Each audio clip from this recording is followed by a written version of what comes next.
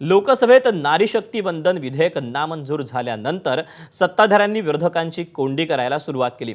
काल मुख्यमंत्र्यांनी पत्रकार परिषद घेतल्यानंतर महायुतीनं मुंबईत आज जनआक्रोश मोर्चा काढला होता। मुंबईतील जांभोरी मैदानातून या मोर्चाला सुरुवात झाली।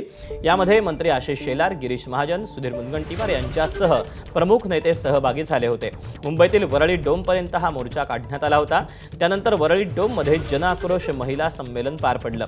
या संमेलनात बोलताना मुख्यमंत्री फडणवीसांनी विरोधकांवर चांगलाच हल्लाबोल केला। झोपेचं सोंग घेऊन झोपलेल्या लांडग्यांना महिला आरक्षण नकोय असं म्हणत मुख्यमंत्र्यांनी विरोधकांचा स्तर काढला। तर फक्त एक मोर्चा काढून काही होणार नाही, महिलांमध्ये जनजागृती करण्याची गरज असल्याचं फडणवीसांनी अधोरेखित केलं।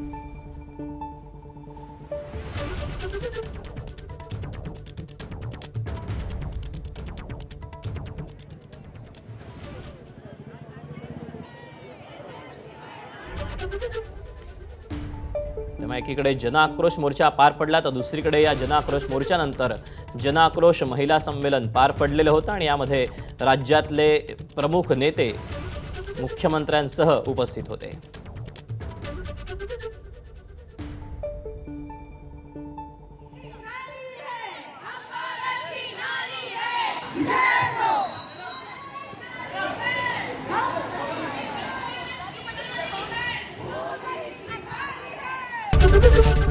एबीपी माझा, उघडा डोळे बघा नीट।